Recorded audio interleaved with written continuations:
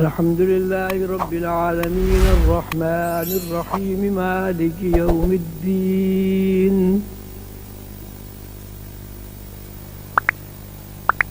إياك نعبد وإياك نستعين اهدنا الصراط المستقيم صراط الذين أنعمت عليهم غير المغضوب عليهم ولا الضالين.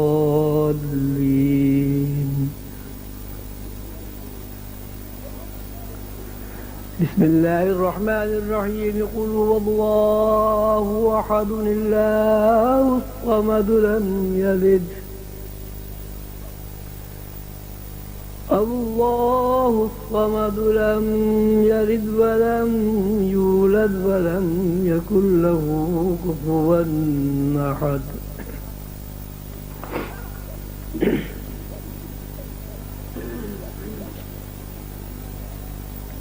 محترم سامعین،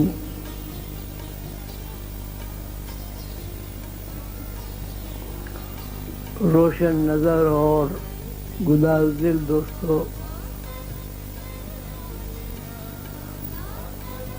عزیزو، ساتھیو اور میرے روحانی سفر میں شریک قافلے کے لوگوں،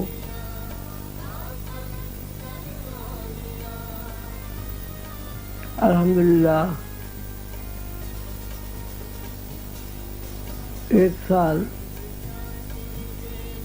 سلسلہ عالیہ عظمیہ کی ترقی و ترویج کے لیے اللہ تعالیٰ نے ہمیں ایک سال اور عطا کیا۔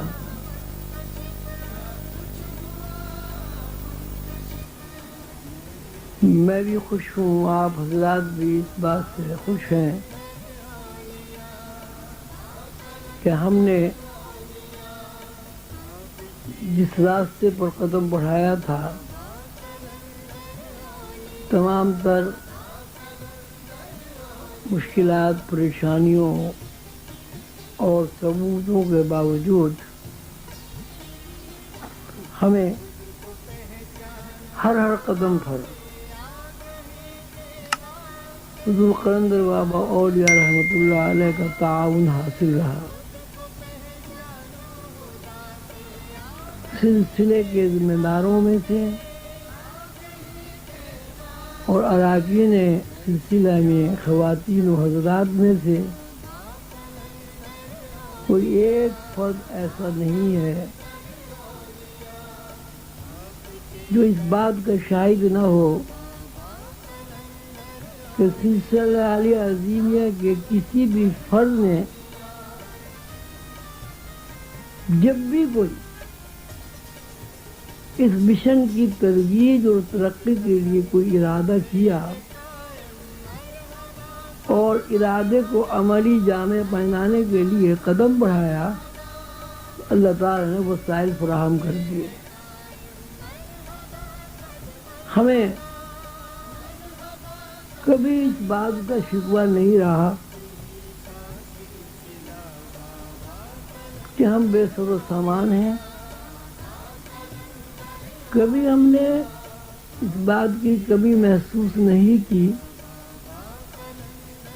کہ فلاں کام اس لیے نہیں ہوا کہ وسائل نے ہمارا ساتھ نہیں دیا۔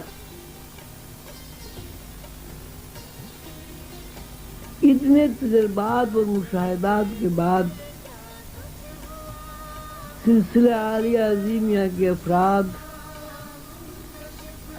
اب یہ بات پورے یقین اور وثوق کے ساتھ کہتے ہیں کہ سلسلہ عالیہ عظیمیہ کے افراد وسائل کے محتاج نہیں ہیں، وسائل سلسلے کے محتاج۔ ہمیں کبھی اس بات کا تردد نہیں ہوا کہ ہم یہ کام کریں گے تو پیسے کہاں سے آئیں گے، ہم بھی فلاں کام کریں گے تو ہمیں افرادی قوت کہاں سے ملے گی؟ یہ ہمارا اپنا ظرف ہے کہ ہم نے اپنے ظرف کے مطابق اگر کسی چھوٹے کام کا انتخاب کیا تو اللہ تعالیٰ نے چھوٹا کام پورا کرا دیا، اور اگر ہم نے بڑے کام کا انتخاب کیا تو اللہ تعالیٰ نے بڑا کام کرا دیا۔ جن لوگوں نے ابھی ارادہ نہیں کیا وہ جب ارادہ کریں گے تو کامیابی ان کے بھی قدم چومے گی۔ بہرحال یہ بات اظہر من الشمس ہے کہ اللہ تعالیٰ کے حکم کے مطابق، قانون قدرت کے مطابق، وَسَخَّرَ لَكُم مَّا فِي السَّمَاوَاتِ وَمَا فِي الْأَرْضِ جَمِيعًا مِّنْهُ۔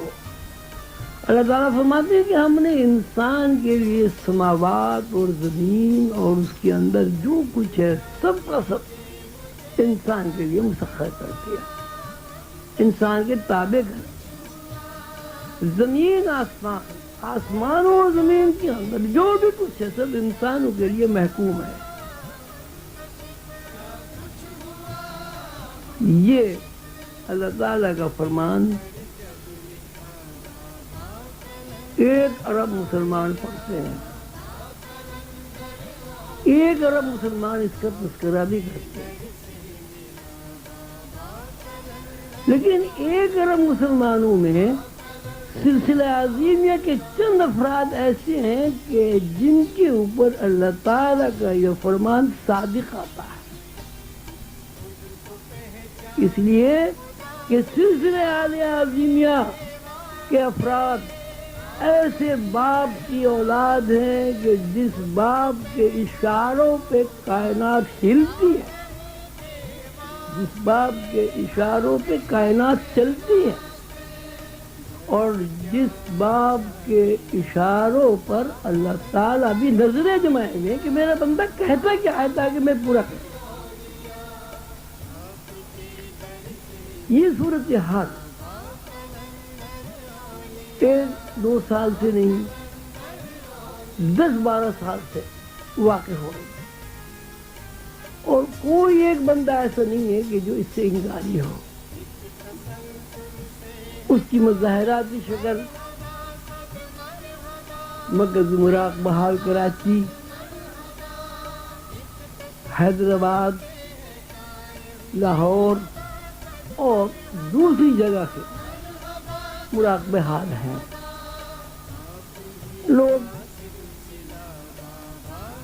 کوئی گرانٹ لیتا ہے، کوئی سود پر قرضہ لیتا ہے، کوئی چندے مانگتا ہے، اس کے باوجود بھی انہیں وسائل کی عدم دستیابی کا شکوہ رہتا ہے۔ لیکن اللہ کا بڑا انعام ہے، بڑا کرم ہے کہ سلسلہ عظیمیہ کے ذمہ داروں نے جب بھی کچھ چاہا اللہ تعالیٰ نے سلسلے کے بعد کے سفید وہ پورا کر دیا۔ یہ سب کیوں ہو رہا ہے؟ یہ بات غور طلب ہے کہ جو وسائل ہاتھ باندھے کھڑے ہوئے ہیں، وسائل سے مراد میں صرف پیسہ، دولت، سونے نہیں رہتے۔ وسائل سے مراد اگر ہم یہ کہتے ہیں کہ زمین، تو زمین پر جو کچھ بھی موجود ہے وہ سب وسائل میں داخل ہے۔ اگر ہم یہ کہتے ہیں کہ آسمان، سماوات،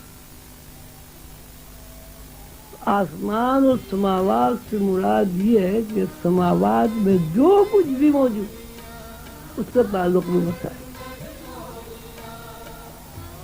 اس میں فرشتے ہوں، اس میں اللہ تعالیٰ کی غیبی مخلوقات ہوں، ملائکہ انصری ہوں، ملائکہ سماوی ہوں، ملائکہ اعلیٰ ہوں، مقربین ہوں، حاملان عرش ہوں، اللہ تعالیٰ کے قانون کے مطابق وَسَخَّرَ لَكُم مَّا فِي السَّمَاوَاتِ وَمَا فِي الْأَرْضِ جَمِيعًا مِّنْهُ، ہر چیز انسان کے لیے محکوم کر دی گئی۔ اور جب کوئی انسان اللہ کے لیے یقین کے ساتھ کوئی قدم بڑھاتا ہے تو ان سب کی ڈیوٹی ہے کہ وہ انسان کی حکم کی تعمیل کرے اور انسان کی تمام ضروریات کی حفاظت کرے۔ یہ کیوں ایسا ہو؟ سوال یا نشان یہ کہ ایسا ہوتا کیوں ہے؟ دوسرے لوگوں کے لیے کیوں نہیں ہوتا؟ ایک آدمی 60 گز کا گھر نہیں بنا سکتا، سلسلہ عظیمیہ کا آدمی 2 ایکڑ زمین پہ مکان بنا لیتا ہے، عمرہ باہر قائم کر دیتا ہے۔ ایک آدمی ایک کتاب نہیں لکھ سکتا، سلسلے کا آدمی ہمت کرتا ہے تو وہ 10-20 کتابیں لکھ دیتا ہے اور وہ مقبول بھی ہو جاتی ہے۔ یہ ایسا کیوں ہے؟ یہ ایک سوالیہ نشان ہے کہ اور بھی تو اللہ کی مخلوق ہے، اور بھی تو بے شمار لوگ یہاں موجود ہیں۔ کوئی فزیبلٹی بناتا ہے، کوئی وسائل کا رونر ہوتا ہے۔ ہمارے یہاں صورت حال یہ ہے کہ وسائل ہمارے یہاں زیر بحث ہی نہیں۔ ہم تو کہتے ہیں وسائل کیا چیز ہوتے ہیں، ہمیں کام کرنا ہے، اللہ کے لیے کرنا ہے کام۔ جب اللہ کے لیے کام کرنا ہے، اگر ہم وسائل کے محتاج ہیں تو اللہ کے لیے ہم کام کیسے کریں گے؟ اور اگر وسائل کی تضاد میں ہی ہمیں پڑا رہنا ہے پھر اللہ کے لیے کام کرنے کا ضرورت ہے، یعنی اللہ کے لیے کام بھی کریں اور وسائل کے محتاج بھی رہیں۔ یہ کیا دوغلا پن ہے؟ تو آج کی نشست میں میں اور آپ اس بات پر غور کریں گے کہ ایسا سلسلہ عالیہ عظیمہ کے ساتھ کیوں ہے؟ اللہ تعالیٰ کی یہ بے پایاں عنایت کی کیا وجہ ہے؟ اللہ تعالیٰ ہم سے کیا چاہتا ہے؟ یہ جہاں تک وسائل کا تعلق ہے، وسائل کی محکومیت کا تعلق ہے، وہاں عام آدمی بھی اس سے مستفید ہو رہا ہے۔ مثلا اب ہوا زندگی کے لیے ایک اتنا بڑا وسیلہ ہے کہ ہوا کے بغیر زندگی زیر بحث ہی نہیں آتی۔ تو کوئی آدمی چاہے یا نہ چاہے، کوشش کرے یا نہ کوشش کرے، زندگی کے لیے ہوا کی جو ضرورت ہے وہ خود بخود پوری ہو رہی ہے۔ انسان کی مشین کو چلانے کے لیے آکسیجن کا ایندھن ضروری ہے۔ کوئی آدمی چاہے یا نہ چاہے آکسیجن اسے ملتی رہتی ہے۔ آکسیجن کے لیے کوئی فیکٹریاں، مشینیں نہیں بنانی پڑتی۔ غذائی ضروریات کے لیے زمین موجود ہے۔ اگر زمین اتنی سخت کر دی جائے کہ وہاں پہاڑ کے علاوہ کچھ نظر ہی نہ آئے تو آپ کو ایک دانہ گندم بھی کہیں سے دستیاب نہیں ہوگا۔ اس کا مطلب یہ ہوا کہ زمین آپ کی خدمت گزاری کے لیے مجبور ہے۔ اس لیے مجبور ہے کہ اللہ تعالیٰ یہ چاہتے ہیں کہ جو بندے اس زمین پر رہتے ہیں وہ وسائل کے ساتھ زندہ رہیں۔ اللہ حد و قیاس جتنا بھی آپ غور و فکر کریں گے اس میں آپ کو یہ بات نظر آئے گی کہ انسان کی زندگی کے لیے بنیادی جتنی بھی ضروریات ہیں ان کو ہم وسائل کے علاوہ کوئی نام نہیں دے سکتے، سب انسان کے تابع ہیں اور سب انسان کو فائدہ پہنچا رہے ہیں۔ لیکن انہی انسانوں میں لوگ روتے بھی ہیں، لوگ شکوہ بھی کرتے ہیں، لوگ وسائل کی کمی سے پریشان بھی ہوتے ہیں، اور کبھی کوئی یہ نہیں سوچتا کہ جو بنیادی ضروریات ہیں وہ تو کبھی کبھی نہیں ہوتی. مثلا کھانا ایک بنیادی ضرورت ہے، مثلا لباس ایک بنیادی ضرورت ہے، مثلا چھت ایک بنیادی ضرورت ہے انسان کے لیے. اس کے لیے کوئی آدمی جدوجہد کرے یا نہ کرے، اللہ تعالیٰ ایسے وسائل و اسباب فراہم کرتے رہتے ہیں کہ یہ ضرورتیں از خود پوری ہوتی ہیں. ثابت ہوا کہ عام انسان کے لیے بھی وسائل پابند ہیں کہ انسان کی خدمت گزاری پر مستعد رہے.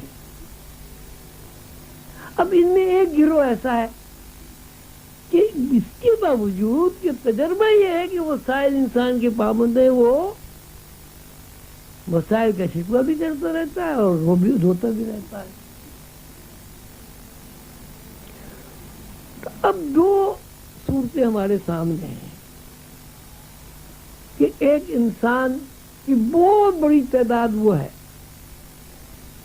کہ جو وسائل استعمال کرتی ہے لیکن کبھی اس طرف غور نہیں کرتی کہ میری زندگی میں کام آنے والے وسائل وافر مقدار میں مجھے ہر وقت، ہر آن اور ہر لمحہ دستیاب ہے.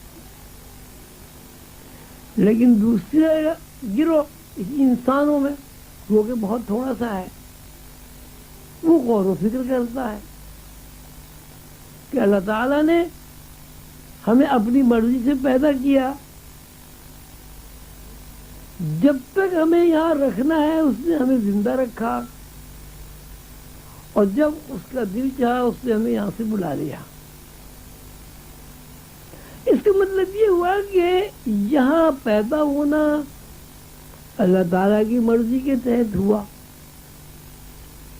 اور زندہ رہنے کے لیے وسائل کی فراہمی قانون قدرت کے لیے مجبوری ہوئی. اگر قانون قدرت وسائل فراہم نہیں کرے گی تو ہر انسان مر جائے گا، اور جب انسان مر جائے گا تو دنیا کی رونق قائم نہیں رہے گی. تو یہ ایک سلسلہ ہے. روحانیت میں ایک کیفیت ہے، ایک مقام ہے، ایک اصطلاح ہے جس کو استغنا کا نام دیا جاتا ہے. استغنا سے مراد یہ ہے کہ کسی انسان کے اندر سے وسائل کی محتاجی کا تصور ختم ہو جائے، اور جب تک کسی انسان کے اندر سے وسائل کی محتاجی کا تصور ختم نہیں ہوتا وہ وسائل کے گورکھ دھندے سے آزاد نہیں ہوتا، اور جب تک کوئی آدمی وسائل کی غرض سے آزاد نہ ہو وہ اللہ تعالیٰ کی قربت اسے نصیب ہی نہیں ہوتی. اس لیے تو وسائل میں پھنسا رہے گا.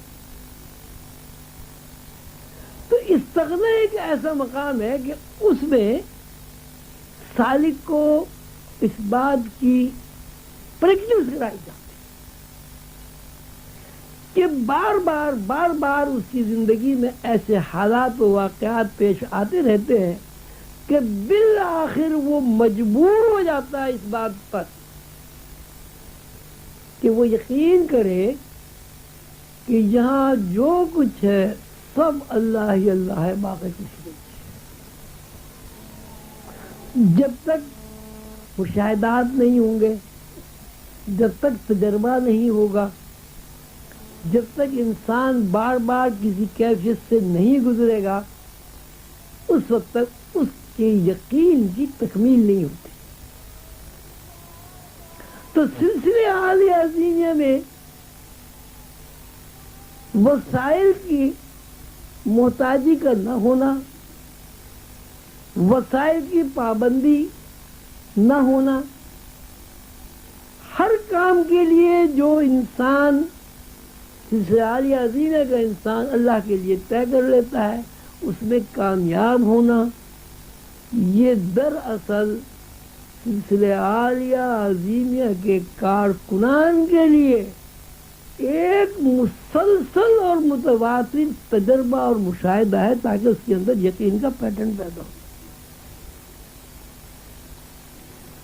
اب کیسے آپ یقین نہیں کریں گے کہ بھائی ایک آدمی ایک لنگی لے کر ایک زمین پر آ کے بیٹھ جاتا ہے، کھانے کو بھی پاس پیسے نہیں ہوتے، 5-6 سال میں وہاں بلڈنگ کھڑی ہو جاتی ہے۔ دوسرا آدمی دبلا پتلا سوکھا ہوا ایک زمین پر جا کے بیٹھ جاتا ہے، وہاں جامعہ عظیمیہ قائم ہو جاتا ہے۔ تیسرا آدمی اللہ کے بھروسے پر ایک زمین پر کھڑا ہو جاتا ہے، وہاں جناب اٹک کا مراقبہ حال بن جاتا ہے۔ ایک پروفیسر ٹیچر، اس کی بیچاری کی کیا حیثیت ہے دنیاوی اعتبار سے، وہ کہتا ہے کہ صاحب مراقبہ حال بنانا ہے، اس کے اپنے گھر کا خرچہ پورا نہیں ہو رہا، معاشی پریشانی مبتلا ہے، لیکن جب اللہ کے لیے وہ کھڑا ہوا تو معلوم ہے چنوٹ میں ایک مراقبہ کھڑا ہو گیا، بلڈنگ بن گئی۔ آدمی 50 گز پہ گھر نہیں بنا سکتا، ایک ٹیچر نے ایک مراقبہ حال بنا کے کھڑا کر دیا ہے۔ اسی طرح جتنے بھی ہمارے ساتھی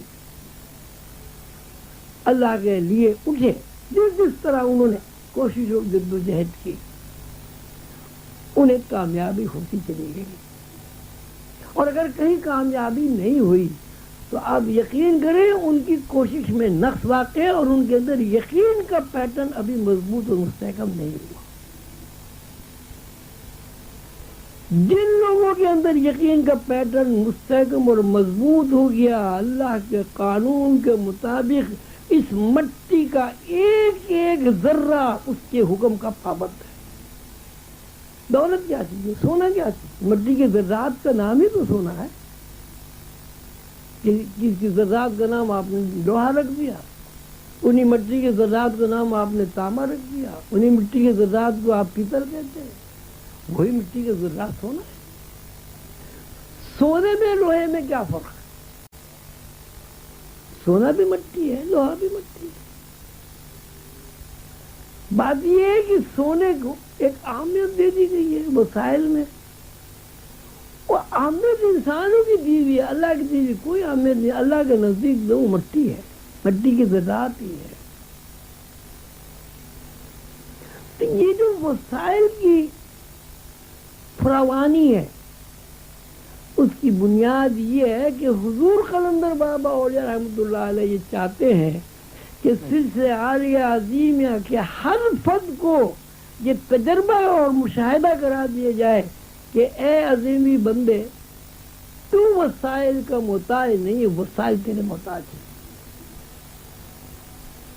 اور جب وسائل کی پابندی سے ذہن آزاد ہوگا تو ظاہر ہے وسائل پیدا کرنے والے کی طرف ذہن متوجہ ہو جائے گا۔ اور جب تک انسان کا ذہن وسائل میں گرا رہے گا، وسائل اس کے اوپر مسلط رہیں گے، ایسے کریں ویسے کریں کیسے کریں، تو اس کا ذہن وسائل میں گرفتار رہے گا، اور جب وسائل میں گرفتار رہے گا تو وسائل بنانے والی ہستی سے اس کا ربط اور تعلق قائم نہیں ہوگا۔ میں نے ابھی قل اللہ شریف کی آیت آپ کے سامنے پڑھی، قل واللہ احد اللہ الصمد لم یلد ولم یولد ولم یکن لہ کفوا احد۔ قرآن پاک کی سورت سے پہلے بھی بیان ہو چکا ہے۔ اردو قلندر بابا اولیاء رحمۃ اللہ علیہ نے بھی استغنا کے ضمن میں سورہ اخلاص کو بڑی اہمیت کا حامل قرار دیا، احتیاج ہی نہیں رکھتا، اور مخلوق احتیاج کے بغیر مخلوق ہی نہیں ہوتی۔ مخلوق کسی کا بیٹا ہوتی ہے یا کسی کا باپ ہوتا ہے، مخلوق کا خاندان بھی ہوتا ہے۔ تو آپ غور کریں، احتیاج یعنی اللہ کو احتیاج ہی نہیں ہوتی، مخلوق محتاج ہوتی ہے۔ کس کی محتاج ہوتی؟ یعنی مخلوق محتاج ہے وسائل کی. یہ کیا محتاجی کہ بغیر باپ کے پیدا نہیں ہو سکتی، یہ سب سے بڑی محتاجی ہے. مخلوق بغیر خاندان کے نہیں ہوتی، یہ بھی ایک محتاجی ہے. مخلوق ایک نہیں ہوتی، یہ بھی ایک محتاجی ہے. اللہ الصمد، اللہ کو کسی قسم کی احتیاج نہیں ہوتی. حضور قلندر بابا اور رحمۃ اللہ علیہ فرماتے ہیں کہ اللہ تعالیٰ نے اس سورہ مبارکہ میں اپنی 5 صفات کا بیان کیا ہے، اور وہ 5 صفات ایسی ہیں کہ جس میں انسان 4 صفات میں بے بس ہے، اس میں کوئی تبدیلی نہیں کر سکتا. مثلا مخلوق یکتا نہیں ہو سکتی. مخلوق لازم ہے کسی کی بیٹی ہو، کسی کا باپ ہو. مخلوق کے لیے بھی ضروری ہے کہ اس کا کوئی خاندان ہو. اب ایک اللہ کی صفت ایسی ہے کہ اللہ کو احتیاج نہیں ہوتی، یعنی اللہ وسائل کا پابند نہیں ہے، وسائل اللہ کے پابند. اب کس طرح وسائل اللہ کے پابند ہیں کہ اللہ دیکھ لیجئے، اب ہوا اللہ کے حکم پر پابند ہے، آکسیجن اللہ کے حکم پر پابند ہے. حاضر قیاس، آپ اپنی اندر کی مشینری آپ دیکھ لیں، اندر کی ساری مشینری انرجی کی پابند ہے، انرجی اللہ کی پابند ہے. تو اب ایک ایجنسی ایسی ہے کہ اگر انسان اپنی زندگی پر تفکر کرے، وہ یہ ہے کہ انسان بھی ایسا آزاد ہے اور انسان اللہ کی ایسی تخلیق ہے کہ اگر وہ چاہے تو وسائل کی احتیاج سے منہ موڑ کر صرف ایک ہستی کے اوپر اپنا ذہن لگا سکتے. جس طرح اللہ وسائل کا محتاج نہیں ہے، اسی طرح انسان تمام وسائل کی احتیاج سے اپنا ذہن ہٹا کر صرف اللہ کے ساتھ وابستگی قائم کرتا. اور اللہ کے ساتھ ذہنی وابستگی قائم کرنے کے لیے تجربہ بھی ضروری ہے، مشاہدہ بھی ضروری ہے. اور یہ تجربہ اور مشاہدہ ایک دفعہ نہیں، بار بار ہونا ضروری ہے. ایک کام آپ کا ہو گیا، آپ نے کہا یار بڑا عجیب اتفاق ہوا، میرا یہ کام ہو گیا. دوسرے کام جس کی ہونے کی کوئی امید ہی نہیں تھی آپ کو، وہ بھی ہو گیا. یار عجیب اتفاق ہے، دوسری دفعہ بھی یہ کام ہو گیا. اور اسی اتفاقات میں آپ کی زندگی میں 10 20 50 100 کام ہو گئے. تو ظاہر ہے آپ یہ کہیں گے یہ کیسا اتفاق ہے. ہر وہ کام جس کے بارے میں میرے ذہن میں یہ بات آتی یہ کام نہیں ہو سکتا، وہ ہو جاتا ہے. تو لامحالہ اس تجربے کی بنیاد پر آپ کا ذہن اس طرف جائے گا کہ بھئی اللہ جو چاہتا ہے وہ ہو جاتا ہے.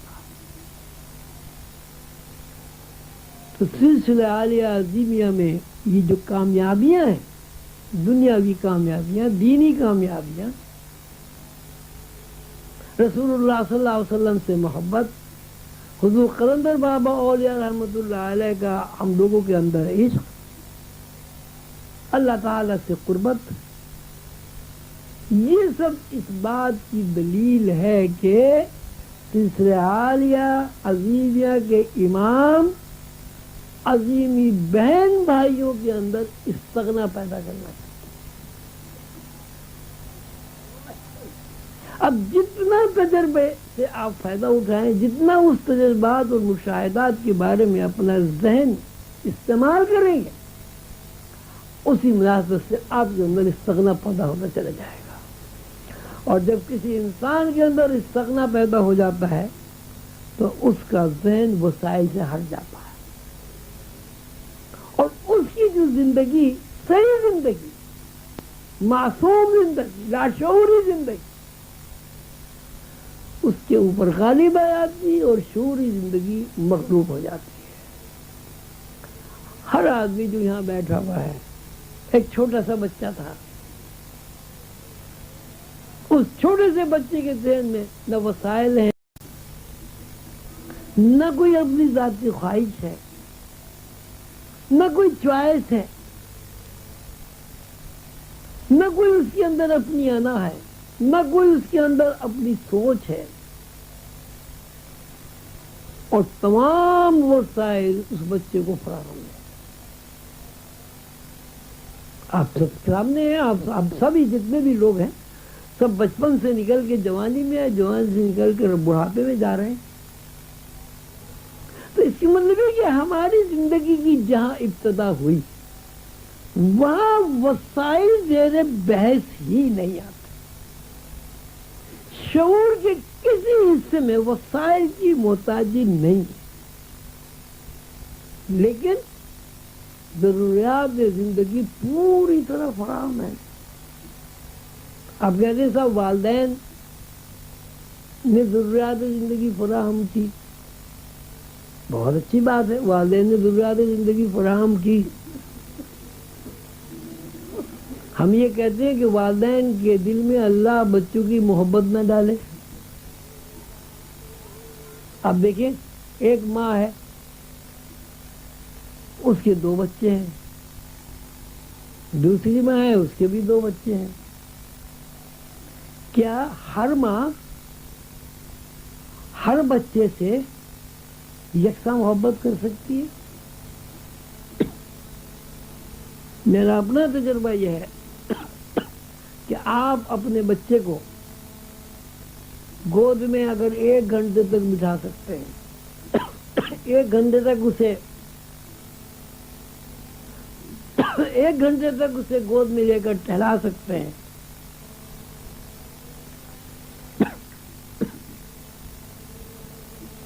آپ اتنی دیر تک نہیں رہ سکتے۔ جس طرح آپ اپنے بچے کے لیے پوری رات اپنی نیند خراب کر سکتے ہیں، محلے کے بچے کے لیے نہیں کر سکتے۔ یہ ایک ایسا حقائق ہے جس سے کوئی آدمی انکار نہیں کرتا۔ کیوں؟ اس لیے کہ اللہ تعالیٰ نے اس بچے کو مخصوص کر دیا ہے والدین کے لیے۔ وہ مخصوص کس بنیاد پر ہوا؟ کہ والدین کے دل میں اللہ تعالیٰ نے ان بچوں کی محبت ڈال دی جو اس کے پیٹ سے پیدا ہوئے۔ سب بچوں سے ہر آدمی محبت کرتا ہے، لیکن کیا کوئی ماں یہ دعویٰ کر سکتی ہے کہ میں تمام بچوں سے یکساں پیار کرتی ہوں؟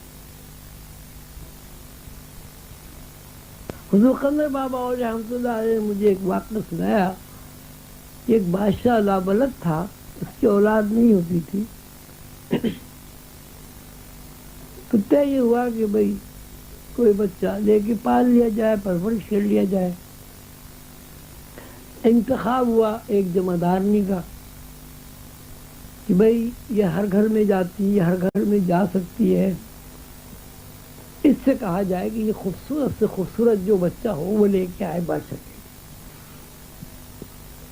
تلاش شروع ہو گئی، 1 ہفتہ ہوا، 2 ہفتے ہوئے، مہینہ ہوا، 2 مہینے گزر گئے،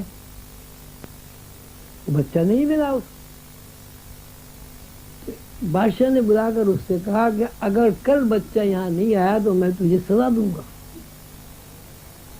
وہ جناب اگلے دن بچے کو لے کے گئی کہ کالا کلوٹا بچہ، ناک اس کی بہہ رہی، آنکھیں بھی صاف نہیں ہیں، اس نے لے جا کے دربار میں کھڑا کر دیا۔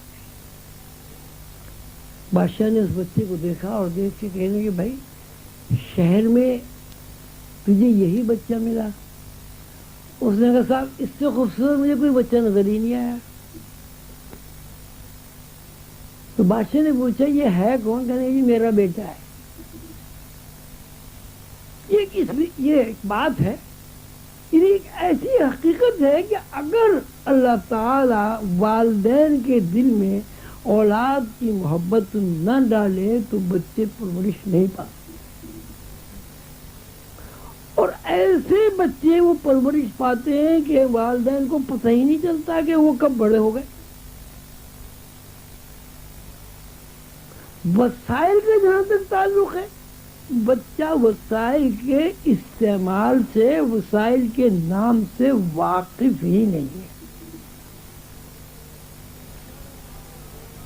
اس تجربے سے، اس مشاہدے سے یہ ثابت ہوا کہ انسان کی جو بنیاد ہے، انسان کی جو بیس ہے، انسان کی جو ابتدا ہے، وہ وسائل کی پابند نہیں. جیسے جیسے بچہ بڑا ہوتا ہے اس کے اندر لاشعوری حرکات و سکنات کم ہوتی چلی جاتی ہیں اور شعوری حرکات و سکنات بڑھتی چلی جاتی ہیں. جیسے شعوری حرکات و سکنات بڑھتی چلی جاتی ہیں، جس کو آپ بالغ ہونا کہتے ہیں، باشعور ہونا کہتے ہیں، اب وہی انسان جس کی ابتدا وسائل کی پابندی نہیں ہے، وسائل سے آزادی، وہی انسان خود کو اپنے ارادے سے، اپنے اختیار سے، اپنے عقل سے وسائل کا پابند سمجھنے لگتا. پھر بھی وہ پابند نہیں ہے. صورتحال یہ ہے کہ جو انسان وسائل کا پابند ہوگا اس کا ذہن کبھی وسائل بنانے والے کی طرف نہیں جائے. وسائل کی پابندی سے آپ کا ذہن ہٹے گا تب آپ اس طرف دیکھیں گے جو وسائل بنانے والا ہے، یعنی اللہ. تو ہمارے سلسلے میں یہ جو آپ کو پیدر پہ رات دن تجربات ہو رہے ہیں، کسی کو دم کر دیا وہ اچھا ہو گیا، کسی کو تعویذ لکھ دیا وہ اچھا ہو گیا. آپ یقین کریں اچھے وہ نہیں ہوتے جن کا اپنا یقین کمزور ہوتا. حضور قلندر بابا اور رحمۃ اللہ علیہ نے مجھ سے فرمایا، میں کہا جی اتنا لمبا تعویذ اور یہ لکھو اور وہ لکھو، میں تو اس علم سے واقف بھی نہیں ہوں، میری سمجھ بھی نہیں آتا. کہنے خواہ صاحب آپ ایک لکیر کھینچ دیا کریں، بڑے سے بڑا جو تعویذ کام کرے گا آپ کی لکیر کام کرے گی. میں نے سوچا بھئی لکیر کیسے کام کرے گی؟ تعویذ کیا چیز ہے؟ ایک ذہن کی حرکت ہے، ایک آپ کا یقین ہے. جب مریض کو آپ کوئی چیز دیتے ہیں، کوئی چیز پڑھنے کو بتاتے ہیں، کوئی تعویذ دیتے ہیں یا کوئی مشورہ دیتے ہیں، آپ کے ذہن کی ایک حرکت ہے. اب اس ذہن کی حرکت کے لیے آپ ایک پوری صاحب کا کاغذ لکھ دیں، ایک لکیر نکال دیں، ایک نقطہ لگا دیں، بات تو ایک ہی، مقصد تو ذہن کی حرکت ہے. تو انسان یقین کے علاوہ کچھ ہے بھی نہیں ہے. جتنے لوگ یہاں بیٹھے ہوئے وہ اس یقین کی بنیاد پر بیٹھے ہوئے کہ ہم زندہ ہیں. اگر ہمارے اندر سے یقین نکل جائے کہ ہم زندہ نہیں ہیں تو یہاں جتنے بیٹھے ہیں سب مردہ ہیں. حضور قلندر بابا اور رحمۃ اللہ نے مجھ سے فرمایا کہ کوئی آدمی جب تک دل سے نہ چاہے وہ مر نہیں سکتا. جتنے آدمی مرتے ہیں اپنے یقین سے مرتے ہیں اور موت کو قبول کرتے ہیں تو مرتے ہیں. فرمایا کہ انسان اشرف المخلوقات ہے. ملک الموت اس اشرف المخلوقات کا غلام ہے، پابند ہے. اگر ملک الموت کو یہ اختیار دے دی جائے کہ وہ اپنی مرضی سے انسان کی روح قبض کر لے تو انسان اشرف المخلوقات نہیں رہے گا، ملک الموت اشرف المخلوقات کے دائرے میں آ جائے گا. جبکہ انسان کے علاوہ کائنات میں کوئی بھی اشرف المخلوقات نہیں. کوئی انسان اس بات کو جانے یا نہ جانے، جتنے فرشتے ہیں، وہ بڑے فرشتے ہوں، چھوٹے فرشتے ہوں، اسرافیل والے فرشتے ہوں، میکائیل فرشتے ہوں، اسرائیل فرشتے ہوں، ملک الموت ہو. مجھے ایک واقعہ سنا ہے کہ حضرت بہاؤالدین ذکریہ ملتانی رحمۃ اللہ علیہ بیمار تھے. ایک بزرگ دروازے پر آیا، انہوں نے دستک دی. باہر بیٹا بڑا بیٹا کیا تو وہاں ایک بزرگ کھڑے ہوئے تھے، انہوں نے کہا کہ بھائی اپنے ابا کو یہ خط دیتے نا ہمارا. تو کہا صاحب اندر آئیے گا؟ نہیں بس ہم یہاں کھڑے ہیں، اور بتا دیجئے کہ ہمارے لیے کیا حکم ہے. بیٹے نے باپ کو خط دے دیا، انہوں نے پڑھا اور پڑھنے کے بعد یہ فرمایا کہ بھائی ان سے کہنا کہ آدھے گھنٹے کے بعد آپ تشریف لائیں. بیٹے نے جا کے کہہ دیا کہ ابا کہہ رہے ہیں آدھے گھنٹے کے بعد آنا. وہ چلے گئے. بہاؤالدین ذکری ملتانی نے جو ضروری کام کرنے تھے وہ کیے اور انتقال ہو گیا، مر گئے. تجہیز و تدفین کے بعد خیال آیا بیٹے کو کہ ایک بزرگ آئے تھے، وہ کون تھے؟ اور ان کو اب میں نے کہا تھا آدھے گھنٹے کے بعد آنا، وہ تو آئے نہیں. خط بھی دیا تھا انہوں نے، اور وہ خط کی تلاش ہوئی تو وہ مل گیا بسترے میں، تکیے کے نیچے تھا وہ خط. اس میں لکھا تھا کہ میں آپ کی خدمت میں حاضر ہوا ہوں، بڑی سرکار سے آپ کا بلاوا ہے، بتائیے میرے لیے کیا حکم ہے. نیچے لکھا تھا اسرائیل ملک الموت. وہ جناب انہوں نے کہا آدھے گھنٹے کے بعد آئیے. ملک الموت ہے، آدھے گھنٹے کے بعد انہیں لے گئے. کیوں؟ اس لیے کہ بہاؤالدین ذکری ملتانی رحمۃ اللہ علیہ اشرف المخلوقات ہونے کے علم سے واقف تھے.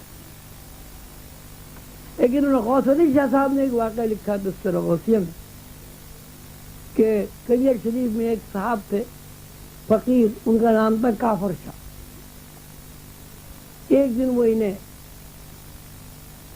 نہر کے کنارے لے گئے، وہاں باتیں کرتے رہے،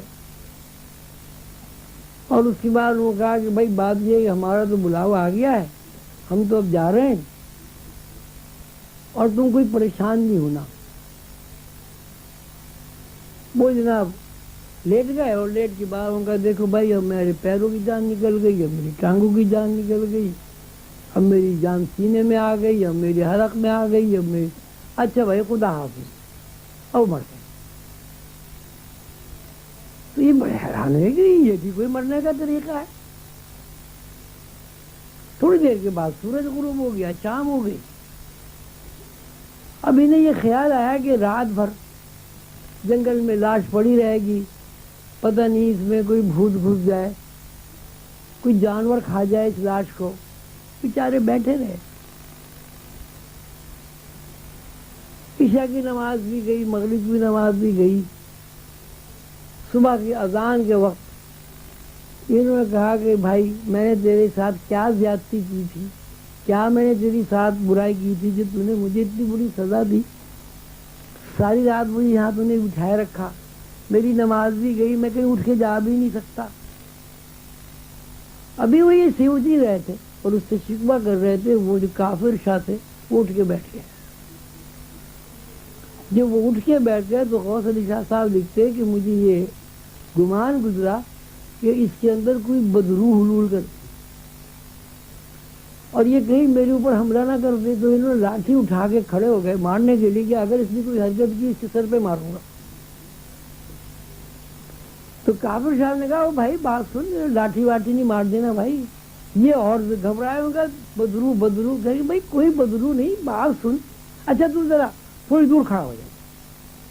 وہاں کھڑے ہو کے بات حیرت جی کہ ہمت کر کے کھڑے ہو گئے، لاٹھی مضبوط پکڑ کے ہاتھ. کہنے کہ بھائی دیکھو بات یہ کوئی بدروح نہیں ہے، ابھی یار تو شکوہ کر رہا تھا کہ کہاں مر گیا کیا ہو گیا. میں بھائی تو اپنا نماز روزہ کریے، میں تھوڑی دیر میں مر جاؤں.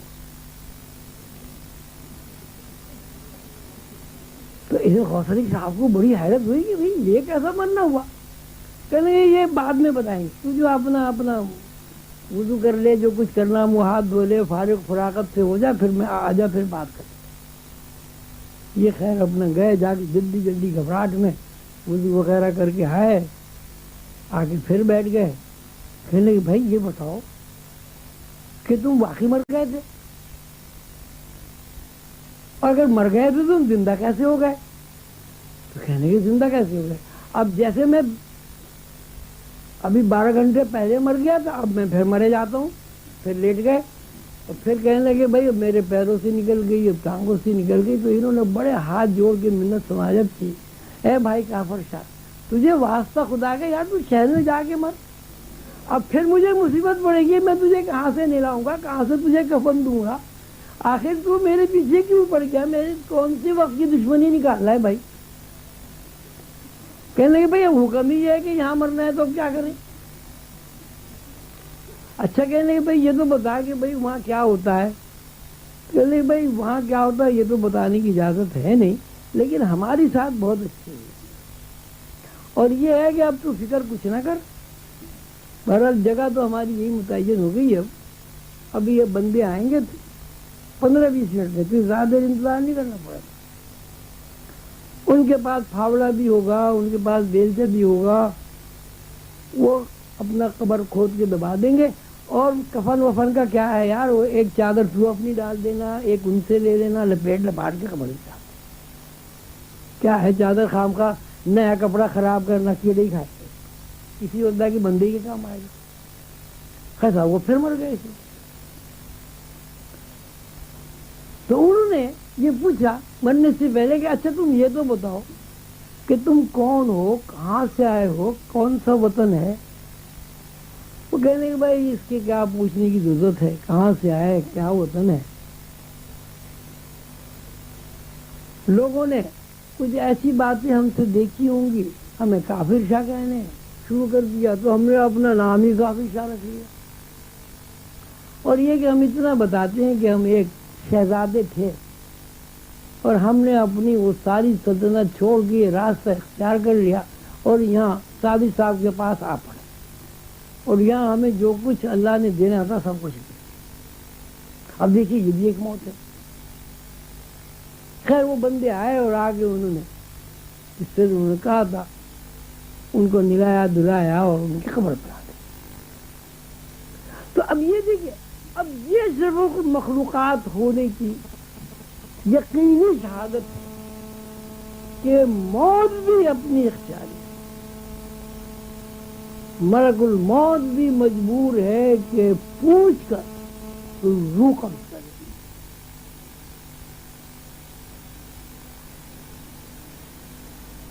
اگر ملک الموت اپنے اختیار سے آپ کو گھسیٹ کر لے جائے تو حضور قلندر بابا اولیاء رحمۃ اللہ علیہ کے ارشاد کے مطابق پھر آپ اشرف المخلوقات نہیں ہیں۔ آپ کو اللہ تعالیٰ نے جس شرف پر پیدا کیا ہے، آپ نے نہ اس شرف کو کبھی تلاش کیا، آپ نے نہ اس شرف کی کبھی اہمیت دی، آپ نے جب اللہ تعالیٰ کے دیے ہوئے شرف کو اہمیت نہیں دی، اس کو تلاش نہیں کیا، تو آپ اشرف المخلوقات کے دائرے سے نکل گئے۔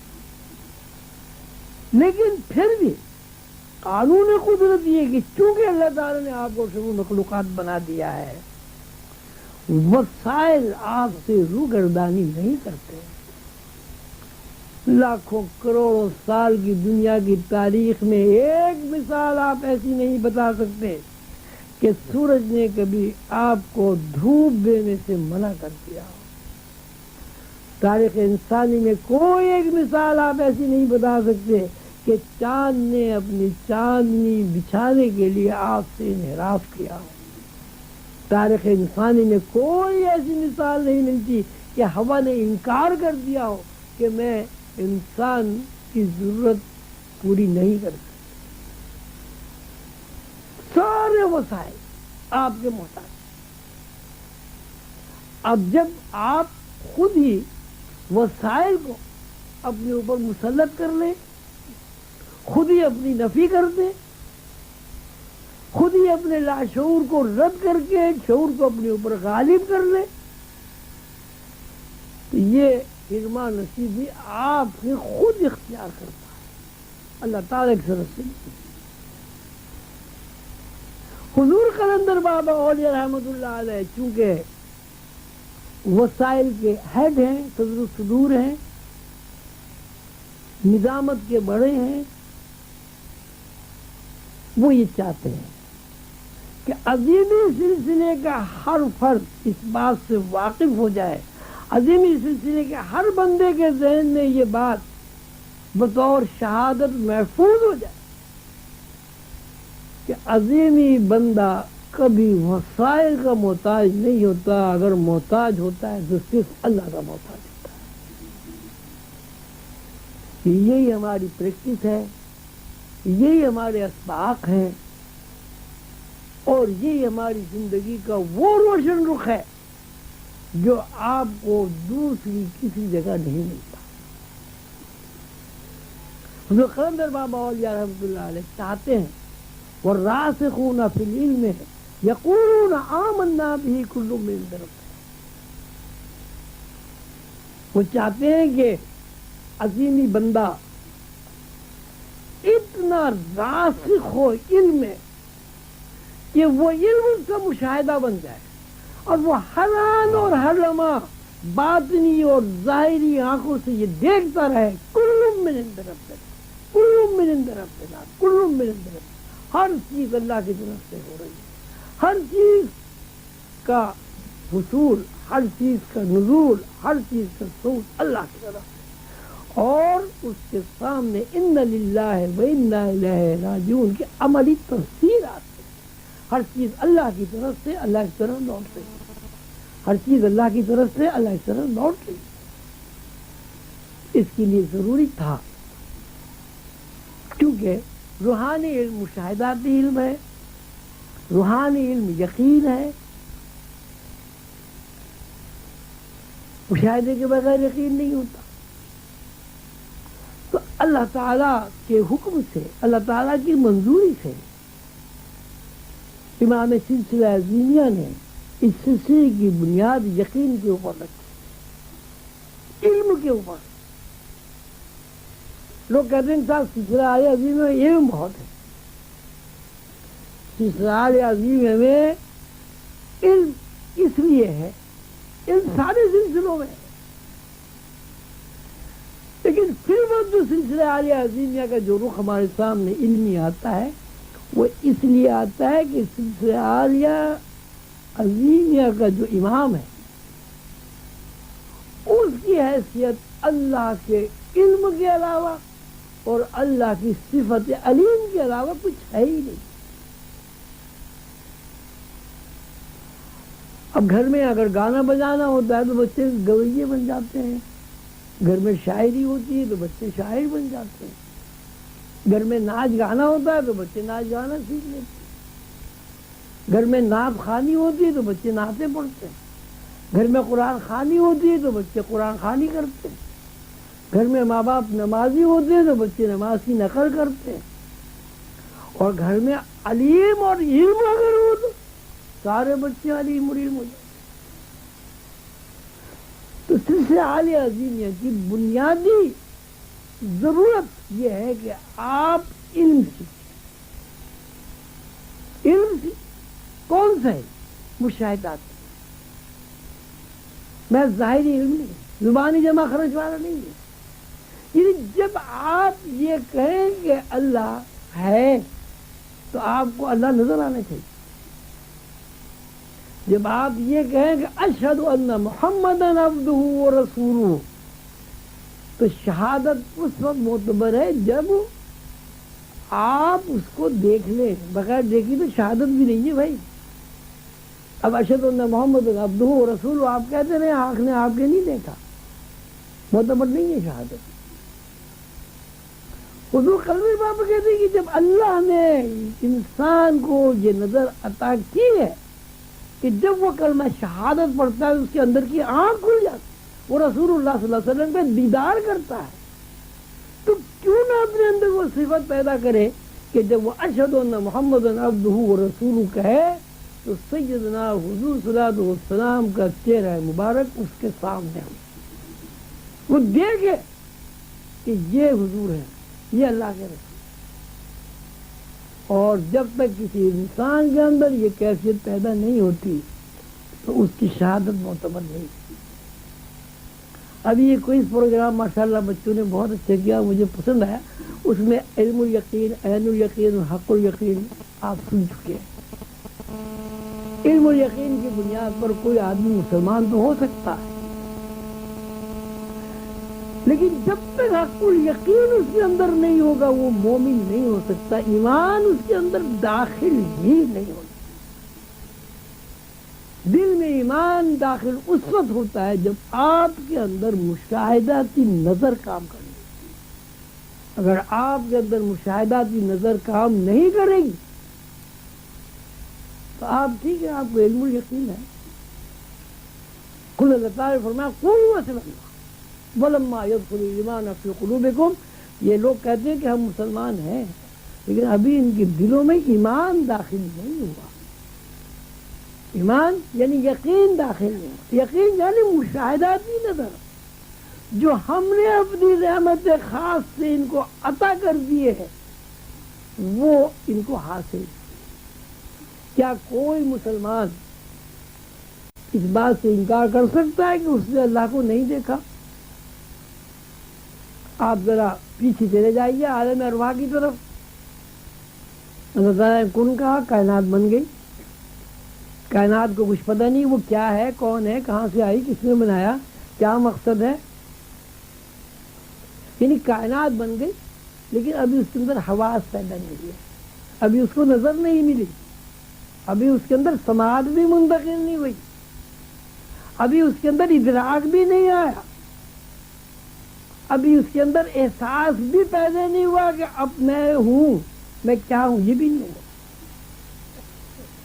اب اللہ تعالیٰ اس روح کے اندر احساس پیدا کرنے کے لیے، ادراک پیدا کرنے کے لیے، سماعت کے لیے، نگاہ کے لیے کہتے ہیں الست بربکم، میں تمہارا رب ہوں۔ حضور قندر بابا اس کا ترجمہ فرمایا کرتے ہیں کیا میں تمہارا رب نہیں ہوں؟ یعنی اللہ تعالیٰ نے انسانوں کے سامنے خود کو پیش کر دیا۔ جب ہماری روح سے اللہ کی آواز ہماری روح نے سنی اور ہماری روح کے کانوں میں اللہ کی آواز گونجی تو سب سے پہلے الست بربکم کہنے سے روح کے اندر سماعت پیدا ہو گئی۔ جب روح کے اندر سماعت پیدا ہو گئی تو فوراً یہ بات ذہن میں آئی، یہ آواز کدھر سے آئی، کہاں سے آئی؟ جیسے ہی تجسس پیدا ہوا کہ آواز کہاں سے آئی، روح کی آنکھ نے تلاش کیا کہ آواز کدھر سے آئی، اور جب روح کی آنکھ متحرک ہو گئی تو اس نے یہ دیکھا کہ سامنے اللہ میاں بیٹھے۔ جیسے ہی روح نے یہ دیکھا کہ اللہ میاں سامنے ہے تو روح نے برملا اس بات کا اقرار کیا، قالوا بلا، کہ جی ہاں ہم اس بات کا اقرار کرتے ہیں کہ آپ ہمارے رب ہیں۔ یعنی اللہ تعالیٰ کی آواز جب کانوں سے ٹکرائی تو انسان کے اندر سماعت پیدا ہوئی۔ سماعت کی بنیاد پر کہ آواز کہاں سے آئی، انسان کے اندر تجسس پیدا ہوا۔ تجسس کی بنیاد پر جب انسان اس آواز دینے والی ہستی کی طرف متوجہ ہوا تو وہ ہستی نظر آئی۔ جب انسان نے اس ہستی کو دیکھ لیا تو اس کے اندر قوت گویائی پیدا ہو گئی، اور اس قوت گویائی سے اس نے اس بات کا اقرار کیا کہ جی ہاں آپ ہمارے رب ہیں۔ کون آدمی کہہ سکتا ہے کہ اللہ کو آپ نے نہیں دیکھا؟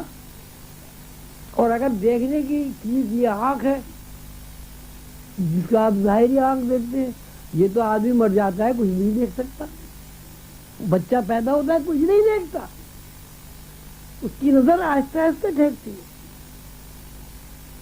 یہ شعوری نظر جو ہے یہ بالکل فکشن ہے، عارضی ہے، اس کی کوئی حیثیت نہیں۔ اصل نظر جو ہمیں ملی، جس اصل نظر کی بنیاد پر ہماری یہ نقلی نظر ہمیں منتقل ہوئی، وہ نظر ہے جو اللہ کو دیکھ چکی ہے۔ پھر اللہ تعالیٰ نے یہ کہا الستو بربکم، کیا میں تمہارے لیے رزق فراہم کرنے والی واحد ہستی نہیں ہوں؟ انسانوں نے کہا قالوا بلا، ہم اس بات کا اعتراف کرتے، اقرار کرتے کہ آپ ہی ہمیں وسائل فراہم کرنے والے۔ ربوبیت کا مطلب ہے وسائل فراہم کرنے والی ذات ہے۔ اب آپ غور کریں کہ آپ نے سب سے پہلے اگر کسی کی آواز سنی تو وہ اللہ کی آواز سنی، آپ نے سب سے پہلے اگر کسی کو دیکھا تو اللہ کو دیکھا، آپ کی زبان سب سے پہلے اگر گویا ہوئی تو قالوا بلا کہہ کر گویا ہوئی، اور قالوا بلا یعنی آپ ہمارے رب ہیں، یعنی اللہ کی ربوبیت کا اقرار کیا کہ ہماری کوئی حیثیت نہیں ہے، آپ نے ہمیں پیدا کر دیا ہے، کس طرح پیدا کر دیا ہے یہ ہمیں معلوم نہیں، اب جب تک آپ ہمیں زندہ رکھیں گے آپ کی ربوبیت کے طفیل ہم زندہ رہیں گے اور ہمیں وسائل فراہم ہوتے رہیں گے۔ تو انسان اللہ کو دیکھ بھی چکا ہے، انسان اللہ کی آواز بھی سن چکا ہے، انسان اس بات کو اقرار بھی کر چکا ہے کہ وسائل فراہم کرنے والی ہستی صرف اللہ ہے۔ اب جب وہ یہاں پیدا ہوتا ہے تو بالکل ریورس چلتا، الٹا چلتا ہے، اور وہ کہتا ہے صاحب میں کاروبار نہیں کروں گا تو روٹی کہاں سے کھاؤں گا، میں محنت مزدوری نہیں کروں گا تو بچوں کا کیسے پیٹ بلے گا؟ ارے بھائی جب تم ماں کے پیٹ میں تھا 9 مہینے تو نے کون سی محنت مزدوری کی تھی؟ وہاں اسی طرح جس طرح پیدا ہونے کے بعد تمہاری نشو نما ہوتی رہی، پیٹ میں بھی نشو نما ہوتی رہی۔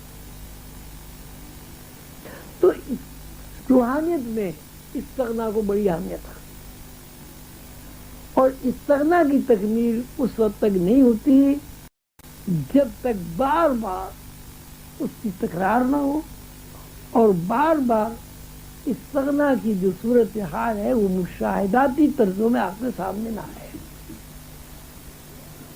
حضور قلندر بابا اولیاء رحمۃ اللہ علیہ کا یہ فیض عام ہے، اور اپنی اولاد کے اوپر ان کی رحمت ہے کہ وہ اپنی ہر اولاد کے اندر استغنا پیدا کرنا چاہتے ہیں،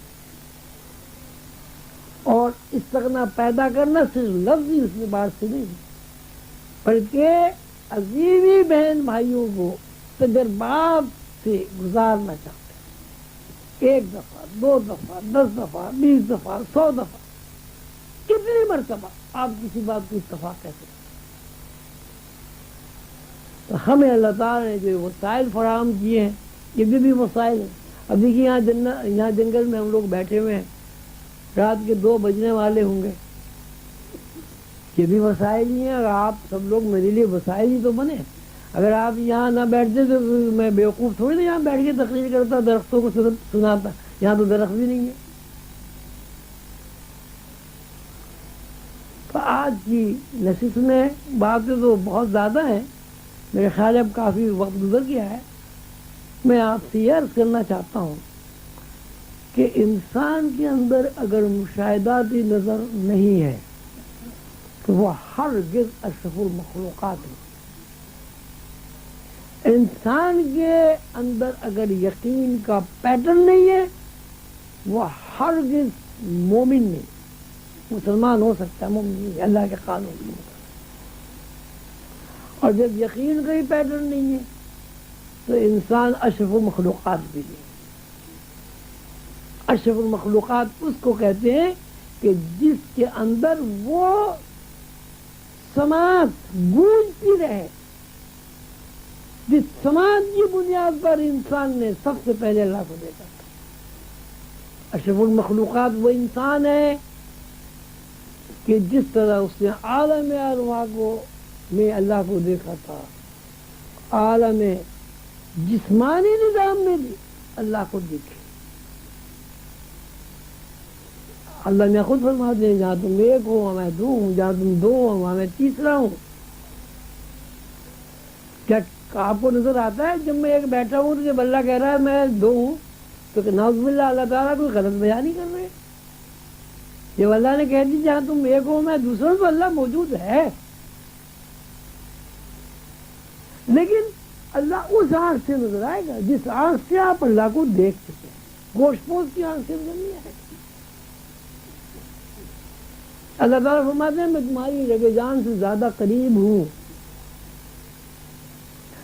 جب اللہ نے کہہ دیا کہ میں رگ جان سے زیادہ قریب ہوں، اللہ رگ جان سے زیادہ قریب ہے۔ آپ کہیں گے کہ صاحب میں تو نظر نہیں آتا، اللہ تو رگ جان سے زیادہ قریب ہے، تو کوئی آدمی آپ سے کہہ سکتا ہے میاں تم اپنی جان سے واقف ہو؟ آپ کے پاس کیا جواب ہے؟ کیا کوئی اتنا بڑا مجمع یہاں ماشاءاللہ ہے، کوئی ایک آدمی یہ کہہ سکتا ہے کہ اپنی جان سے وہ واقف ہے؟ کیوں بھائی، کوئی ہے ایسا آدمی؟ جب آپ اپنی جان سے واقف نہیں تو جان سے جو قریب ہے اس سے آپ کیسے واقف ہیں؟ جان سے مراد روح، جان سے مراد آپ کی اصل۔ جب آپ اپنی روح سے واقف نہیں ہیں تو اللہ کو آپ کیسے دیکھیں گے؟ اللہ تعالیٰ فرماتے ہیں وہ فی انفسکم افلا تبصرون۔ یہ کس قدر نادان ہیں یہ لوگ۔ اللہ تعالیٰ فرماتے ہیں میں تمہارے اندر موجود ہوں اور تم مجھے دیکھتے نہیں ہو۔ کیسی عجیب بات ہے کہ میں تمہارے اندر ہوں تم مجھے نہیں دیکھتے۔ اندر سے کیا مراد؟ وہی روح جس روح کی بنیاد پر آپ کا یہ جسم حرکت کر رہا ہے، اچھل رہا ہے، کود رہا ہے، کبر کر رہا ہے، تکبر کر رہا ہے، انا کے خول میں بند ہے، وہی روح اگر آپ اس کی حقیقت کو پالیں تو آپ کے اندر نہ کبر رہے گا، نہ تکبر رہے گا، نہ انا رہے گی۔ اس کی وجہ یہ کہ آپ جب روح کو پالیں گے تو آپ کی وجود کی جو اصل ہے وہ آپ کے سامنے آتی ہے، اور جب تک آپ اس جسمانی نظام کو سب کچھ سمجھتے رہیں گے تو روح پردے میں رہیں گے، اور جسمانی نظام کو سب کچھ سمجھنا سوائے جہالت کے، نادانی کے، کوئی بھی بات نہیں آپ کو سمجھ آتی، نہ ہماری سمجھ میں آتی نہ آپ کو سمجھ۔ اگر یہ جسمانی ہی زندگی سب کچھ ہے تو یہ جسم برباد کیوں ہو رہا ہے، مر کیوں رہا ہے، مٹی کے ذرات میں تبدیل کیوں ہو رہا ہے؟ وہ چیز جو مسلسل گھٹ رہی ہے، وہ چیز جو مسلسل ہر لمحہ ہر آن فنا ہو رہی ہے، اس کو آپ اصل کہہ رہے ہیں۔ اور جس ہستی کی بنیاد پر یہ جسم چل رہا ہے، پھر رہا ہے، کھا رہا ہے، پی رہا ہے، سوچ رہا ہے، لکھ رہا ہے، اس کی طرف کبھی انسان توجہ ہی نہیں کرتا، اور جب توجہ ہی نہیں کرتا تو ظاہر ہے وہ چیز کیسے آپ کے سامنے آئے گی؟ آپ راستہ چلتے چلے جائیے اسی خیال میں مگن، یہاں سے KDA کے دفتر پہ چلے جائیے، آپ واپس آ جائیے، میں آپ سے پوچھتا ہوں راستے میں کتنے کھمبے ہیں، آپ مجھے بتا دیجیے۔ میں آپ سے پوچھتا ہوں راستے میں کتنی جھاڑیاں آئیں، کیا کوئی کتا نظر آیا آپ کو؟ جی ہمیں تو پتہ نہیں۔ کیوں؟ اس لیے کہ آپ جس راستے پر چل رہے ہیں، اگر اس راستے پر چلتے وقت آپ کا ذہن، آپ کا دماغ، آپ کا شعور متوجہ ہے تو جس مناسبت سے آپ کا شعور متوجہ ہے وہ چیزیں آپ کے ذہن میں، حافظے میں محفوظ رہتی ہیں، اور آپ کے ذہن میں کوئی چیز نہیں ہے تو آپ 50 دفعہ بھی اس راستے پر چلتے رہیں تو آپ یہ نہیں بتا سکتے کہ اس سڑک پہ آپ نے کیا دیکھا۔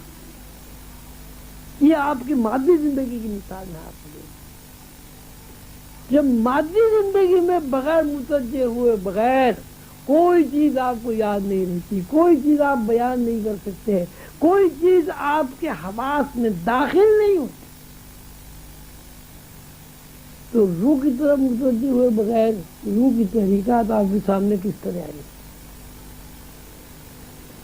روح کی تحریکات سامنے آنے کے لیے سب سے پہلے بنیادی بات یہ ہے کہ آپ کے اندر یقین کا پیٹرن موجود ہے، اور یقین کے پیٹرن کے لیے ضروری ہے کہ آپ کے اندر سے وسائل کی محتاجی نکل جائے، آپ وسائل کے بارے میں یہ تصور اور یقین ہو آپ کے اندر کہ میں وسائل کے لیے پیدا نہیں ہوا ہوں، وسائل میرے لیے پیدا کیے، جیسا کہ ہے۔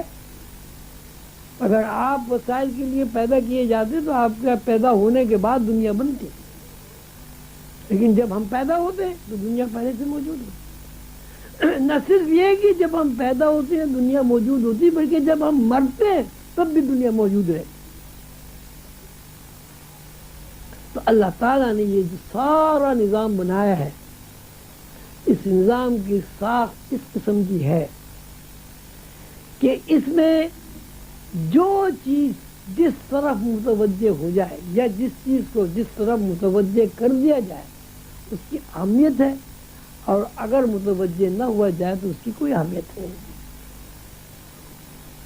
استغنا، توکل، قناعت، اللہ پر بھروسہ، یہ سب باتیں انسان کو اس طرح متوجہ کرتی ہیں کہ یہاں جو انسان پیدا ہوا اپنی مرضی سے پیدا نہیں ہوا، یہاں انسان جب مرتا ہے تو اپنی مرضی سے نہیں مرتا۔ یہ بیچ کی تھوڑی سی زندگی جب آپ اپنی مرضی سے پیدا نہیں ہوئے، اپنی مرضی سے زندہ نہیں رہ سکتے، یہ تھوڑی سی زندگی پہ آپ کا اختیار کہاں سے آتا؟ کوئی اختیار کسی کے، وجود اس کے کہ اللہ نے جتنا آپ کو اختیار کیا، یعنی اگر آپ اختیار بھی استعمال کرتے ہیں وہ بھی اللہ ہی نے آپ کو دیا ہوا ہے، وہ بھی آپ کی کوئی ذاتی میراث، یہ ذاتی جائیداد، یہ ذاتی حیثیت، یہ ذاتی صلاحیت نہیں ہے۔ اللہ نے آپ کو اختیار دے دیا، آپ اختیار استعمال کر رہے ہیں۔ اللہ نے آپ کو پیدا کر دیا، آپ پیدا ہو گئے۔ اللہ نے آپ کے لیے وسائل فراہم کر دیے، آپ زندہ ہیں۔ اللہ نے ان وسائل کو منع کر دیا، آپ مر گئے۔ یہاں سے مرے دوسری دنیا میں چلے گئے، وہاں وسائل شروع ہو گئے۔ جس طرح آپ یہاں کھاتے پیتے ہنستے بولتے روتے سوتے جاگتے ہیں، اسی طرح دوسری دنیا میں بھی اسی طرح یہ وسائل موجود ہیں۔ لیکن فرق ہے، فرق یہ ہے کہ یہ جو دنیا ہے جس کو آپ عالم ناسوت کہتے ہیں، اس دنیا میں آپ اس وقت آئے ہیں کہ جب آپ نے اللہ کے دیے ہوئے وسائل کی محتاجی کو قبول کر لیا ہے۔ اللہ تعالیٰ نے فرمایا فَكُلَا مِنْهَا رَغَدًا حَيْثُ شِئْتُمَا وَلَا تَقْرَبَا هَٰذِهِ الشَّجَرَةَ فَتَكُونَا مِنَ الظَّالِمِينَ، کہ جنت میں رہو، کھاؤ پیو، خوش رہو، لیکن ہم جن احکامات پر آپ کو حکم دے دیں ان کی پابندی کرنا۔ اگر آپ نے ان احکامات کی پابندی نہیں کی تو پھر تم اپنے اوپر ظلم کرو، فَتَكُونَا مِنَ الظَّالِمِينَ۔ اب اس کا نام آپ درخت رکھ دیں، شجرے ممنوع رکھ دیں، مقصد یہ ہے کہ حکم کی پابندی۔ یقین کا پیٹرن یہ ہونے چاہیے کہ جو اللہ نے کہہ دیا بس وہ ہے، اگر اللہ نے منع کر دیا تو بس منع ہے، اگر اللہ نے ہاں کر دی تو ہاں۔ وہی ہوا کہ جنت کا جو یقین کا پیٹرن تھا، حکم عدولے کی بنیاد پر اس پیٹرن میں دراڑیں پڑ گئیں، اور اس پیٹرن کے اندر شک اور وسوسہ داخل ہوا۔ جیسے یقین کے اندر شک اور وسوسہ داخل ہوا، یقین مغلوب ہو گیا، شک اور وسوسہ غالب ہو گیا۔ اور جیسے ہی شک اور وسوسہ غالب ہوا، ایک ایسی کیفیت انسان کے اندر پیدا ہو گئی کہ جس میں نہ ٹھہراؤ ہے، جس میں نہ قرار ہے، جس میں نہ استحکام ہے، جس کو نہ قیام ہے، یعنی آدمی پیدا ہو گیا شعوری طور۔ یہ شعور جس کو آپ کہتے ہیں، یہ اس کے علاوہ کچھ نہیں ہے کہ یقین کی تبدیلی اس طرح کہ یقین کمزور ہو جائے، اس کا نام شعور۔ اب شعوری حواس کو ختم کرنے کے لیے اس کے علاوہ آسان راستہ کوئی نظر نہیں آتا، جو حضور قلندر بابا نے سلسلہ عظیمیہ کے لیے متعین کیا کہ انسان برادری کو عظیمیہ برادری کی معرفت ایسے تجربات کرائے جائیں کہ جن تجربات کی بنیاد پر وہ یہ کہنے پر مجبور ہو جائے کہ انسان کچھ نہیں ہے، سب کچھ ہے۔ یہی حضور قلندر بابا اولیاء رحمۃ اللہ علیہ کہ ہمارے اوپر رحمت ہے، عنایت ہے۔ اللہ تعالی ہم سب کو توفیق عطا کرے کہ ہم اپنے بزرگ، اپنے باپ، اپنے جد امجد حضور قلندر بابا اولیاء رحمۃ اللہ علیہ کی طرز فکر کے مطابق اپنے اندر یقین کا پیٹرن، تجربات اور مشاہدات کو سامنے رکھتے ہوئے زیادہ سے زیادہ اجاگر کریں۔ جیسے جیسے یقین کا پیٹرن ہمارے اندر اجاگر ہوتا چلا جائے گا، اسی مناسبت سے ہم پہلے جنت کی زندگی میں لوٹ جائیں گے، یعنی اس دنیا میں رہتے ہوئے جنت کی زندگی میں لوٹ جائیں گے، یعنی ٹائم اسپیس سے آزاد ہو جائیں۔ اور جب ہم اس دنیا کی گرفت سے آزاد ہو کر اسی دنیا میں رہتے ہوئے جنت کی زندگی میں داخل ہو جائیں گے، تو ہمارے اندر یقین کا پیٹرن اتنا مستحکم ہو جائے گا کہ جتنا مستحکم ہمارے باپ آدم کے اور ہماری ماں حوا کے ذہن میں تھا۔ اور جب ہم اماں حوا اور باپ آدم کے ذہن کو حاصل کر لیں گے اور ان کے اندر جو یقین کا پیٹرن تھا نافرمانی سے پہلے ہمارے اندر منتقل ہو جائے گا، تو جس طرح اماں حوا اور بابا آدم اللہ کو دیکھتے تھے، اللہ کو سنتے تھے، اللہ سے گفتگو کرتے تھے، اسی صورت سے ہم بھی اللہ کو دیکھیں گے۔ دیکھ تو ہم چکے ہیں، اللہ کو دیکھیں گے، اللہ کی آواز سنیں گے، اور جب ہم اللہ کو دیکھ لیں گے، اللہ کی آواز سن لیں گے، اللہ کا جو ذہن ہے اس کے مطابق ہمارے اندر یقین کا پیٹرن بن جائے گا، ظاہر ہم اللہ کے دوست بن جائیں گے۔ اللہ کا دوست، جیسے کہ اللہ تعالیٰ نے فرمایا، اللہ سے قریب ہوتا ہے، ہر دوست دوست کے قریب ہوتا ہے۔ ہمارے لیے راستہ اس لیے آسان ہے کہ ہمارے بڑے حضور قلندر بابا اولیاء رحمۃ اللہ علیہ کے اللہ کے ایسے دوست ہیں کہ جہاں مشیت بھی اللہ کے اختیار دیے ہوئے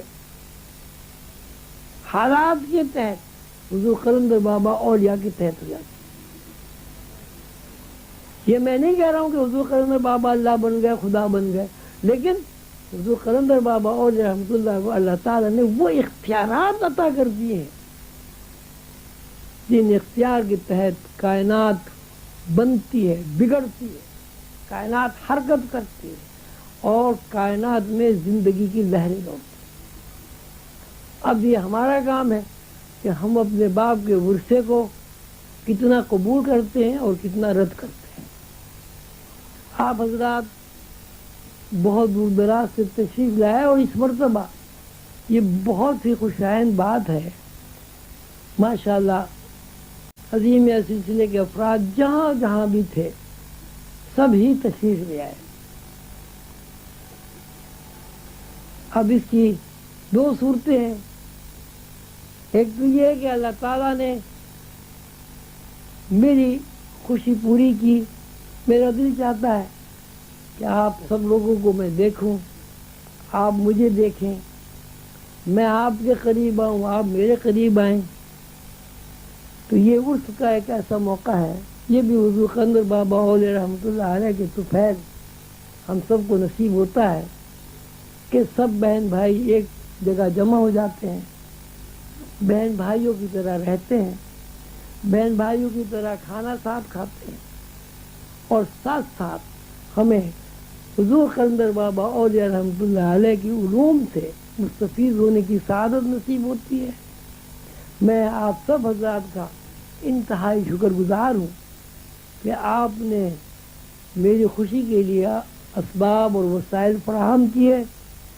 اللہ تعالیٰ آپ سب کو خوش رکھے اور سلسلے کے معاملات میں جو کچھ اللہ تعالیٰ کی رحمتیں عنایتیں بے پایا عنایت آپ پر بارش کی طرح برس رہی ہیں، ان کو ایک محض رسمی چیز نہ سمجھیں، اس میں غور و فکر کریں، یہ دیکھیں کہ ایسا کیوں ہو رہا ہے، ایسا کیوں نہیں ہو رہا ہے۔ یہ جو وسائل کی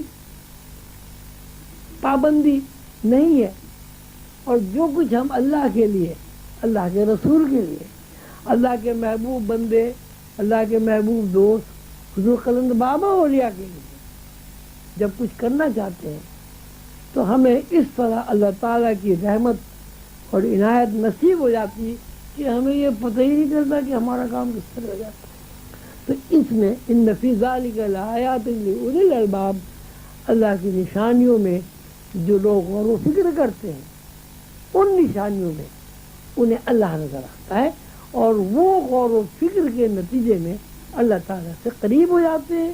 اور جب کوئی بندہ اللہ سے قریب ہو جاتا ہے تو ظاہر ہے وہ اس کے اوپر ایک سکون، ایک قرار، ایک استغراق، ایک سرور کی کیفیت مستقل تاری ہے۔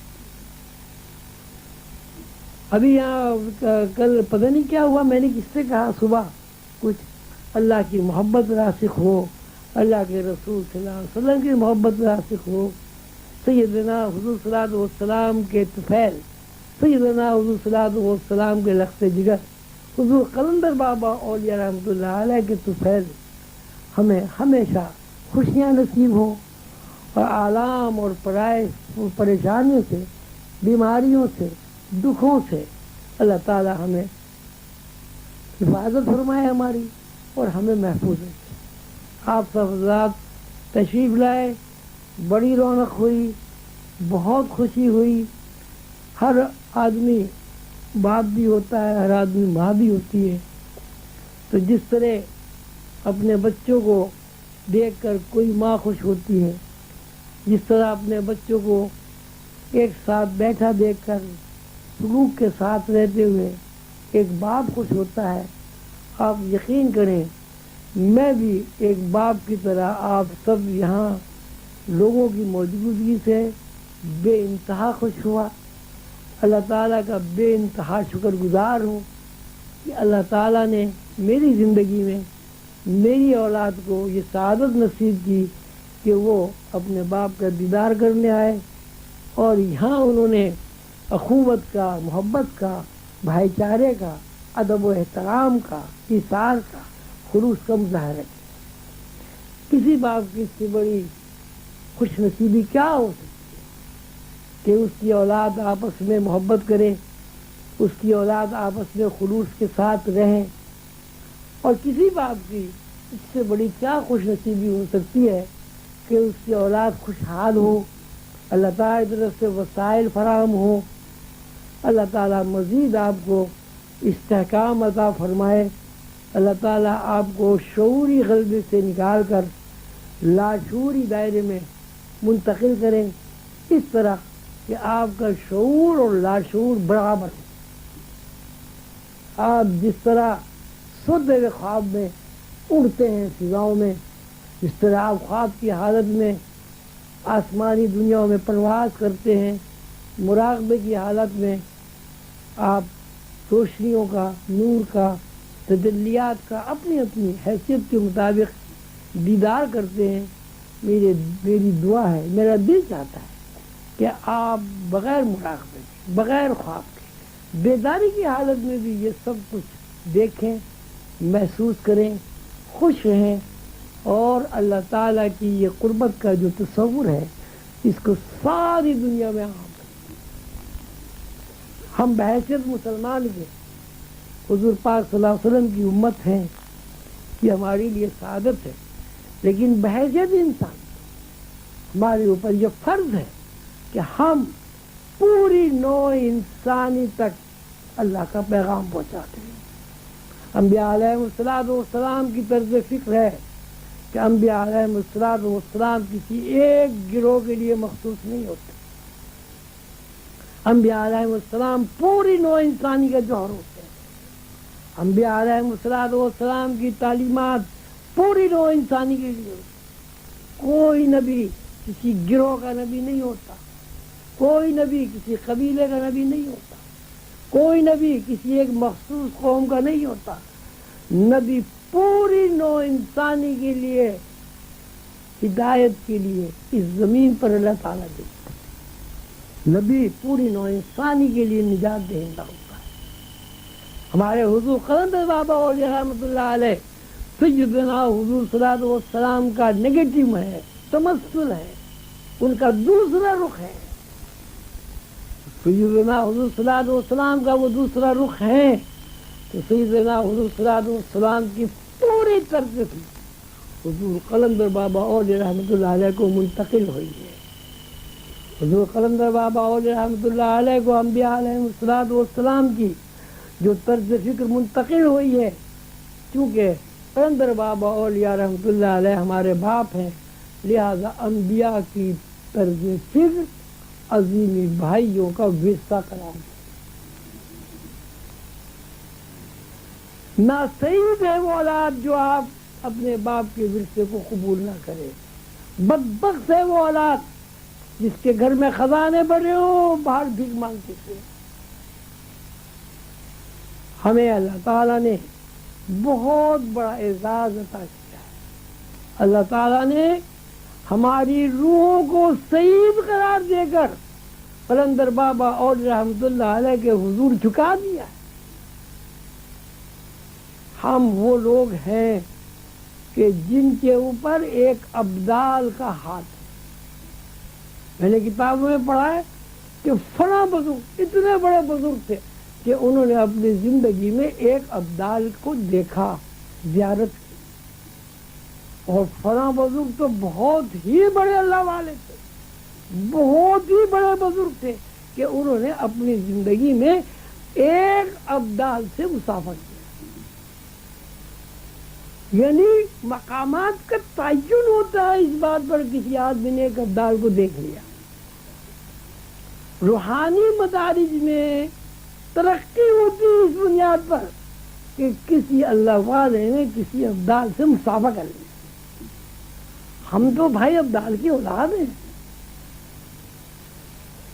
ہمارا ورثہ روحانیت کے علاوہ کچھ، ہمارا ورثہ بحیثیت علیم کے، بحیثیت صفت علیم کے، ہمارا ورثہ علم کے علاوہ کچھ، ہمارا ورثہ بحیثیت یقین کے، کیونکہ ہمارے قلندر بابا اولیاء رحمۃ اللہ علیہ رسول اللہ صلی اللہ علیہ وسلم کے تمثل ہے، تو ہمارا ورثہ یقین کے علاوہ کچھ نہیں۔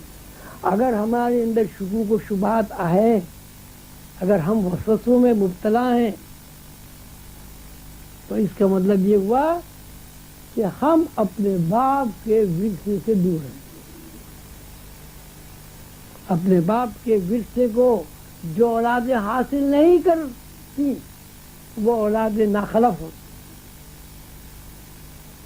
دعا کریں کہ عظیم یا سلسلے کے جتنے بھی افراد ہیں وہ ناخلف اولادوں کی صف میں شامل ہیں۔ دعا کریں کہ اللہ تعالیٰ نے ہمیں جو سعادت عطا کی ہے سلسلہ علی عظیم میں داخل ہونے کی، ہم اس سعادت کی پاسداری میں اپنا تن من دھن سب کچھ کریں،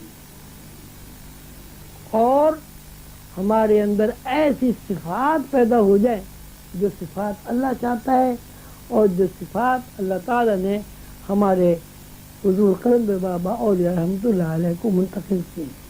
اللہ تعالیٰ آپ سب کا حامی و ناصر ہو، اللہ تعالیٰ آپ سب کے اندر خلوص و محبت عطا کرے، اللہ تعالیٰ آپ کے اندر اللہ کو پانے کی جد و جہد اور ہمت عطا کرے، اللہ تعالیٰ آپ کے اندر خدمت خلق کی توفیق عطا فرمائے، اور اللہ تعالیٰ آپ کو حضور قلندر بابا اولیاء رحمۃ اللہ علیہ کے علوم سے مستفید ہونے کی توفیق عطا فرمائے، اور اللہ تعالیٰ آپ کو اپنے آپ سے واقف ہونے کی توفیق عطا فرمائے۔ وما علینا الا البلاغ۔